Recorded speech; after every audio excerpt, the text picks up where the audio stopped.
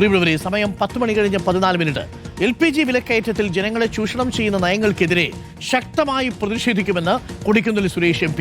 തീരുമാനം സാധാരണ ജനങ്ങളുടെ ദൈനംദിന ജീവിതത്തെ നേരിട്ട് ബാധിക്കുന്നതും അത്യന്തം അപലപനീയവുമാണെന്നും കൊടിക്കുന്നിൽ സുരേഷ് പ്രസ്താവനയിൽ പറയുന്നു. AV ജയശങ്കറുണ്ട്. AV ജയശങ്കർ, ഒറ്റയടിക്കാണ് 993 രൂപ അങ്ങ് കൂട്ടിയത്. ഉയരെടുത്തു പോയി എന്ന് വേണമെങ്കിൽ പറയാം. 1/3 ഒറ്റയടിക്ക് കൂട്ടുകയാണ്. ഇതെങ്ങനെയാണ് കേന്ദ്ര സർക്കാരിന് ചെയ്യാൻ പറ്റുക? വോട്ടെല്ലാം പെട്ടിയിലായപ്പോൾ പിന്നെ എന്തും കാണിക്കാമെന്നാണോ? അതിനെതിരെ ശക്തമായ പ്രതിഷേധം ഉയരാൻ സാധ്യതയുണ്ടോ?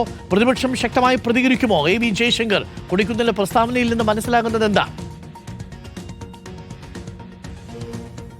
ഡോക്ടർ അരുൺ, ഒറ്റ രാത്രി കൊണ്ട് വാണിജ്യ സിലിണ്ടറുകൾക്ക് കൂടിയത് 1000 രൂപയ്ക്ക് അടുത്താണ്. ഈ വിഷയവുമായി ബന്ധപ്പെട്ട് ശക്തമായ പ്രതിഷേധത്തിലേക്ക് കടക്കാനാണ് പ്രതിപക്ഷ സംഘടനകളുടെ തീരുമാനം. രാജ്യവ്യാപകമായ പ്രതിഷേധങ്ങൾ തന്നെ കോൺഗ്രസിന്റെ ഭാഗത്തുനിന്നുണ്ടാവും. അതിന്റെ ഒരു സൂചനയാണ് ഒരുപക്ഷെ കൊടിക്കുന്നിൽ സുരേഷിന്റെ ഈ ഒരു വാർത്താക്കുറിപ്പിലുള്ള പ്രസ്താവന. കാരണം ജനങ്ങളെ അത്യന്തം ബുദ്ധിമുട്ടിക്കുന്ന, അവരെ പ്രതിസന്ധിയിലാക്കുന്ന ഒരു തീരുമാനമാണ് കേന്ദ്ര സർക്കാർ ഒരു തെരഞ്ഞെടുപ്പ് അവസാനിച്ച് പിറ്റേ ദിവസം തന്നെ നടപ്പിലാക്കിയതെന്നാണ് അദ്ദേഹം പറയുന്നത്. ഇതിനെതിരെ സാധാരണക്കാരുടെ ദൈനംദിന ജീവനത്തെ ഇത് വലിയ തോതിൽ ഈ ഒരു തീരുമാനം ബാധിക്കും. ചെറുകിട വ്യാപാരികൾ ഉൾപ്പെടെ അവരുടെ ജീവിതത്തിൽ ഉൾപ്പെടെ വലിയ തോതിലുള്ള പ്രതിസന്ധിയിലാക്കുന്ന ഒരു തീരുമാനമാണ് നടത്തിയിരിക്കുന്നത്. ഈ ഒരു തീരുമാനത്തിനെതിരെ ശക്തമായൊരു പ്രതിഷേധം ഉയരേണ്ടതുണ്ടെന്ന് അദ്ദേഹം പറയുന്നു.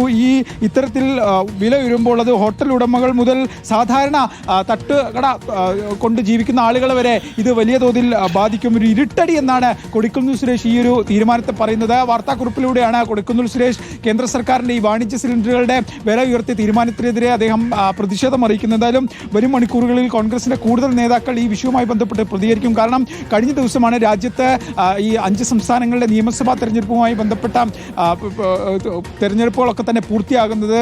അതിന് പിന്നാലെയാണ് ഇപ്പോൾ എന്തായാലും ഈ പെട്ടെന്ന് 900-ലധികം രൂപ, 1000-ഓളം അടുത്ത് രൂപ പെട്ടെന്ന് കൂടുന്ന സാഹചര്യം ഉണ്ട്. എന്തായാലും നമ്മൾ വ്യാപാരികളോട് ഉൾപ്പെടെ സംസാരിക്കുമ്പോൾ അവരെ സംബന്ധിച്ച് ഗ്യാസ് ലഭിക്കാനില്ല.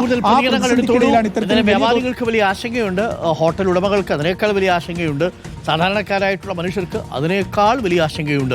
ഇനി ഗാർഹിക സിലിണ്ടറിന്റെ വില എന്താണാവോ കൂട്ടുന്നത് എന്നുള്ള നെഞ്ചിടിപ്പിലാണ് വീട്ടമ്മമാരും വീട്ടച്ഛന്മാരും. അത് താമസിയാതെ വരും കേട്ടോ. അധിക കാലമൊന്നും കഴിയത്തില്ല. ഹോട്ടലായിട്ട് കഴിഞ്ഞല്ലോ, ഇനിയിപ്പോൾ അങ്ങനെയൊക്കെ തന്നെ.